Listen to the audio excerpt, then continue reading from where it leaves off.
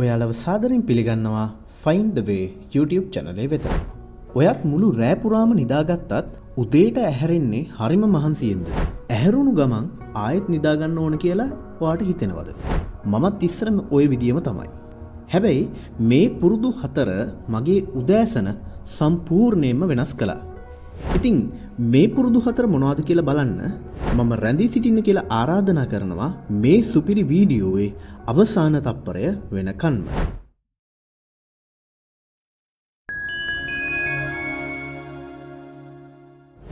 ගොඩක් අය හිතන්නේ තමන්ට මහන්සි වෙන්නේ වැඩ වැඩි නිසා කියලා.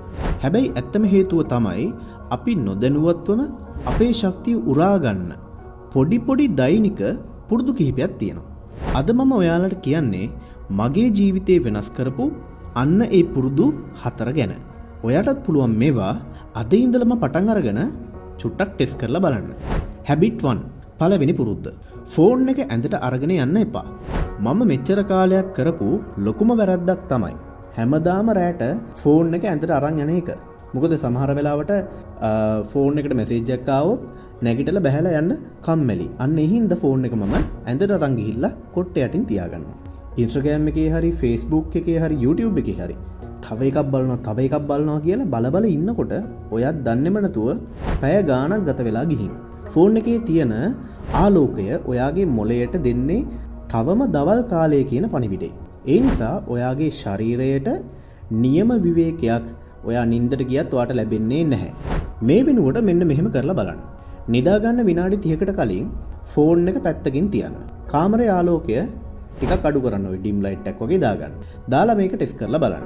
Habit 2 දෙවෙනි පුරුද්ද. snooze button එක ඔබන්න එපා. එලාම් එක වැදුනම තව ටිකක් නිදා ගන්න එක ඔයාගේ ඇඟට හොඳයි කියලා හිතුවට ඇත්තට මේකෙන් වෙන්නේ ඔයාගේ ඇඟට තවත් මහන්සියක් එන එක.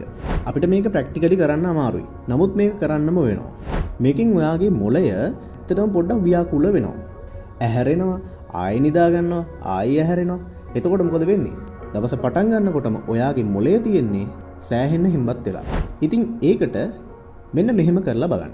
එලාම් එක වැදුණු ගමන් එක තීරණයක් ඔයා ගන්න ඕනේ. ඔයා නිදිමතේ වුණත් මේ තීරණය ඔයා ගන්න ඕනේ. ඒක පුරුද්දක් කරගන්න. ඒ තමයි ඇඳෙන් නැගිටින එක. මේක දවස් 5ක් විතර එක දිගටම කරලා බලන්න ඕනේ. එතකොට ඔයාටම වෙනස දැනෙන්න ගන්නවා. Habit 3 තුන්වෙනි පුරුද්ද. ෆෝන් එකට කලින් වතුර වීදුරුවක් අරගෙන බොන්න.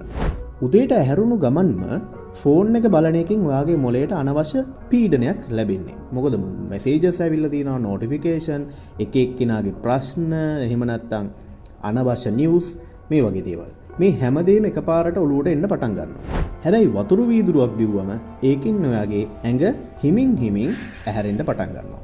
ඉතින් ඔයා මෙන්න මේ දේ try කරලා බලන්න. ඇහැරුණු ගමන්ම හොඳ වතුර වීදුරුවක් අරගන්න.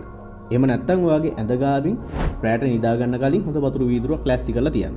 ඇහැරිච්ච ගමන් ෆෝන් එක බලනවා වෙනුවට අර වතුර වීදුරුව අරගෙන බොන්න. බීල චුට්ටක් වාඩි වෙලා ඉන්න. Habit 4 හතරවෙනි පුරුද්ද. සරල රාත්‍රී පුරුද්දක් හදාගන්න. ඔයාට සාර්ථක උදෑසනක් ඕනේ නම් ඔයා කලින් දවස රෑ සංසුන්ව ඉන්න එක ගොඩක් වැදගත් වෙනවා. ඔයා රාත්‍රිය ගත කරන්න මෙන්න මේ වගේ සරල පුරුදු තුනක් හදාගන්න ඕනේ. පළවෙනි පුරුද්ද තමයි නිදා ගන්න කලින් චුට්ටක් ලයිට් එක අඩු කරන්න, ඩිම් කරන්න. ඒකෙන් ඔයාගේ මනස පොඩ්ඩක් කූල් වෙනවා. ඒ වගේම දෙවෙනි පුරුද්ද තමයි හෙට කරන්න තියෙන වැදගත් වැඩ එකක් දෙකක් හරි කීපයක් හරි ඔයා කොළ කෑල්ලක් අරගෙන ලියන්න. ලියලා ඒක අර ඔයා ලෑස්ති කරගන්න වතුර වීදුරුව යටින් තියාගන්න. තුන්වෙනි පුරුද්ද තමයි නිින්දට යන්න කලින් පොඩ්ඩක් ඇඳේ හොඳට වාඩි වෙලා හොඳ හුස්මක් 3 වතාවක් උඩට පහළට ගන්න. මේකෙන් ඔයාගේ මොළයට ලැබෙන පණිවිඩය තමයි දැන් විවේක ගන්න වෙලාව කියන එක. ඔයාටත් මහන්සි දැනෙන්නේ ඔයා දුර්වල නිසා නෙවෙයි.